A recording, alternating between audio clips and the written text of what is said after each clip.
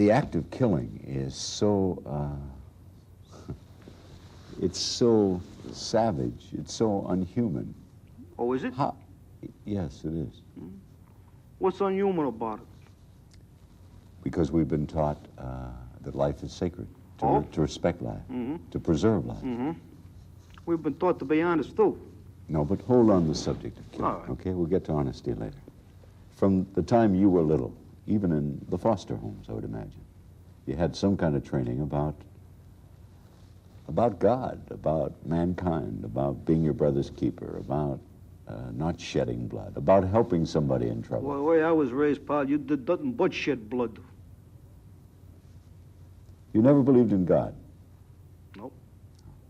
Nobody ever did a kind act for you that made you think there is something good about the human life? My brother is the only person that I can think of who really did. I mean, people have done things for me, but my brother did something for me once I never forgot. And that's why today he's not only my brother, he's also my very close friend. We were kids, and we got some meat, which we didn't get too often. And I went through mine like the wind, and I was hungry. And my brother saw it, and he took the food off his plate, he put it on mine, he says, "Here, kid, you eat it." And I never forgot that. My brother can have anything I got anytime he wants it. And if there's anybody in this world my brother don't like, he just tells me. He never has, but all he has to do is tell me. And if there's anything he wants done, all he has to do is tell me. It'll be done. Killing has never made you sick? No. It's never made you wonder about your sanity? Do you think you're sane? Yeah. No, Joey, have you ever wondered about it? No. I've had a guy, I had a psychiatrist once studied me during a murder trial, and he told me I was the coldest person he'd ever met. Do you take pride in that? I don't know if it's pride or whatever it is. You like that? Yeah, in my business I like it. It makes me different than other people. I am different than other people, just like you're different than other people. And you like it. Yes, but I'm trying for a distinction for myself within the human race, not out of it. Well, let's put it this way. As far as distinction, I am within an organization of the human race created by people of your human race. I just happened to go into this business. That was all. If this business hadn't been available, I'd have gone into something else. But Joe, sometime in the night, sometime in sickness, when you've been under the weather, have you ever thought to yourself about a life of killing and about maybe something missing in you, maybe your soul, maybe your mind, maybe your... Do you think you have any ethics at all? I have a lot of ethics. My word is my bond. That's number one. I'm more honorable than anybody you've ever run across in your life. That's my ethics. If I say something will be done, it'll be done. If I make a promise, I will keep it. If I tell you I will be at a certain place, I will be there. I will not break my word to you. Let's come back to killing. Okay. You've never, ever had a moment's conscience about it, or a moment's... It's a job, that's it. Just like you're sitting there doing your job. It's a job. That's what I'm paid for. But when you do your job, that person that you do the job on will never love anybody, never laugh, never live a moment longer. That's right. You're doing unhuman things. You're doing things that animals, not many animals kill each other, their own kind. You know? Okay, I'm doing what I'm paid to do.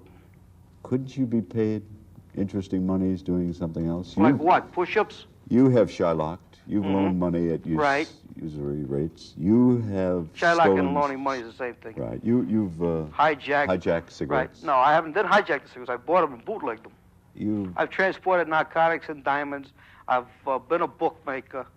I've done all these things. So you could make a living. But the basis of whatever thing I have done has been the fact because I am a hitman. That is why I get these positions a lot quicker than a lot of other people do. But it isn't money. Then you must get a rather savage It is money. excitement. That's what I'm in business for. No, but there was a lot of money in your shylocking. There was a lot of money in your And I go through it like the wind. holding up trucks with cigarettes. I didn't hold those trucks with cigarettes. What do you call it? When Bootleg. Bootleg. I want to thank the city and the state of New York for helping me make all that money. Because if they didn't raise the taxes on, I couldn't bootleg the cigarettes in. And I want to thank people like you who bought them. If you could stop killing and make the money you make from killing, would you stop it? Or is it now something you really Probably. enjoy? You'd If I was stop it. making enough money, yeah, why not? I'm getting tired. I'm no kid no more. No, you're not a kid anymore. We'll be back in a minute.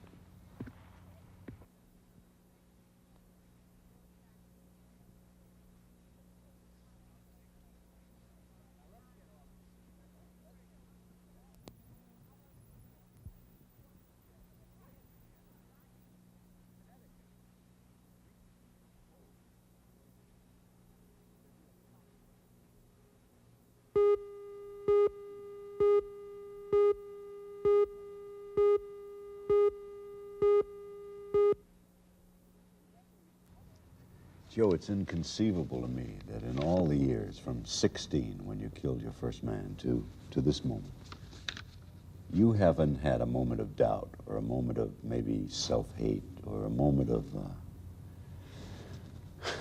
being appalled with yourself or something at what you do, at killing.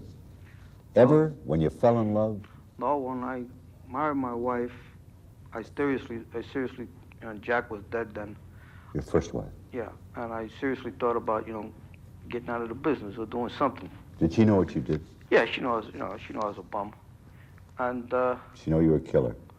well, she didn't know. I didn't go that far with her. You don't tell them, you don't go out there and discuss, how you blew a guy away. But I just told her I was doing things, that was all. And like I said, she dug me for me, and that was the end of that. And, like I said, she was the first person that I'd ever met in my life. That one, too. Outside my brother or anything, who just gave me things because they wanted to. I didn't have to take it. And she liked me for me. It was me, I had, and I didn't have to, and with her, it was all beautiful. I guess maybe sometimes in your life you get these things, I don't know. And when she died, I died. And after that, I don't care who I hit. I don't care if I live or I die, even today. And I got a good woman around me now. do you believe in anything at all? I believe in me. Money. Oh, besides money, I believe in me. I believe I can do anything.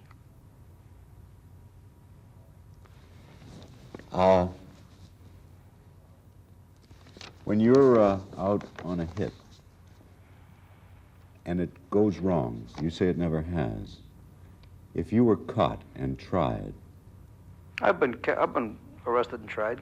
You have been? Oh, yeah, 3 times. For murder? That's correct. What happened? I was acquitted. 3 times? Mm-hmm. Why? No witnesses? That was one of the reasons. Another reason that the state couldn't put up a good enough case. Did they ever find the weapon? No. And one time a witness got up and recanted his testimony. Because pressure had been put on. I don't know. You wouldn't be surprised. Nothing surprises me. If you hadn't been lucky enough to be I'd be in a innocent, can. Or I'd be what would happen with your contract if you bungled the job? No, not bungled. You killed the man. Mm-hmm. But you were caught. That's correct. You were tried, and you were sentenced to prison. The party who I took the job from would be responsible for my attorney fees, would be responsible if I have a family to take care of my family while I'm in prison. What would that entail? You go to prison, what would they be liable for? Oh, you your figure wife? about maybe $150 a week. To pay the bills. Is that part of the contract? Oh, yeah. That's Along always- with the $20,000? Oh, yeah. That's the unwritten law of the business. If a man goes to prison who you're doing a job for, or who does a job for you, you have to take care of him. You have to take care of his people. It's the unwritten law. Do you spell it out as you sit talking to him? No, don't have to spell it out. Suppose he fails to take care of your family. Then I have no obligation to him. You could talk. That would be my prerogative, yes. If I was a man, I wouldn't. I'd wait until I got out and then break his head. See, like some guys, they feel that they've been crossed, so right away they start screaming bloody murder. But all you gotta do is send these people a message. Hey, you want my silence? Come up with the money. You'd be surprised how quick they come up with it. So the deal is the $20,000 to kill the man. Right. If anything goes wrong, all your costs, plus taking care of your wife for as long as you're in prison. That is correct. And that buys your silence. That is correct. If you talked in prison and he was sending the money to your wife, what would happen to you? I'd be killed in prison. In prison? Sure. Is that easy to do? So easy, it's not even funny. All right. It's a hard subject. Do you have any idea how easy it is to take a spoon and sharpen it and ram it through a guy's neck? Or catch a guy out in the back of the yard and wrap him with a pipe? Or throw him off a tier? No, I have no idea. That's it. When one reads about murders in prison, that's probably behind it in some way? Good chance of it. Unless it's a personal beef. Now, when you were caught, how were you caught? Did somebody identify you? Well, one time they come and they got me, and they said that they had a warrant for my arrest for murder. I said, fine, let's go. I went in. I had a hearing. Did you call up the people you... No, I waited until I working got down. No, I called a lawyer. He came down to see me, and I told him who to go see to go get the money. And he went up. He come down at the arraignment. Naturally, they hold you no bail, but they give you time to talk to him in the bullpen. So I told him, I says, you go see so and so, and he'll take care of whatever you gotta have, and whatever his fee is, they gotta pay it.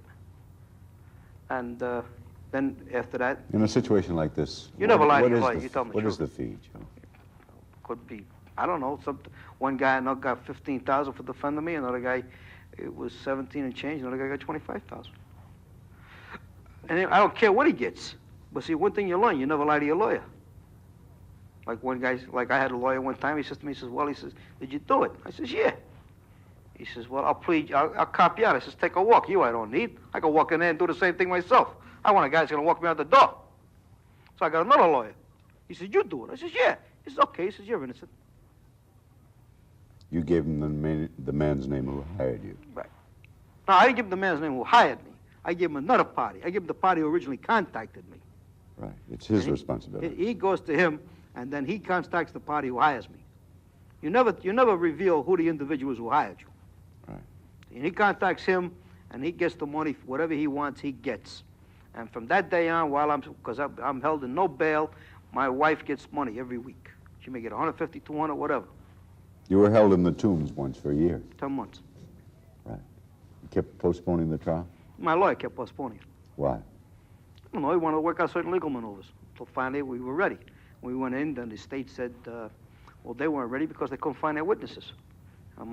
My lawyer made a motion, says, well, my client's been sitting here for 10 months because we're ready to go to trial. He says, you're incarcerating this man. He says, you're depriving him of his liberty. We're ready to go to trial. So the judge gave I think it was 48 hours to go find the witnesses. 48 hours, we came back. It was on a Monday. We came back in on Wednesday. He says, no, out the door. Were the witnesses still alive? Gee, I don't know. I never saw them. All right, that's one trial. No witnesses. What happened the second trial? Second trial went before, I was indicted on the testimony of 2 individuals who went before a grand jury and said that they saw me blow a guy away down a full fish market. Did you? Who, me?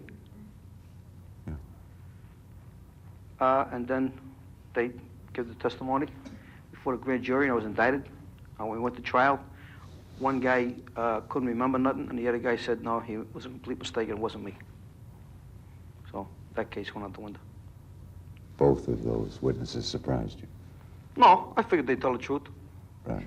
Third case.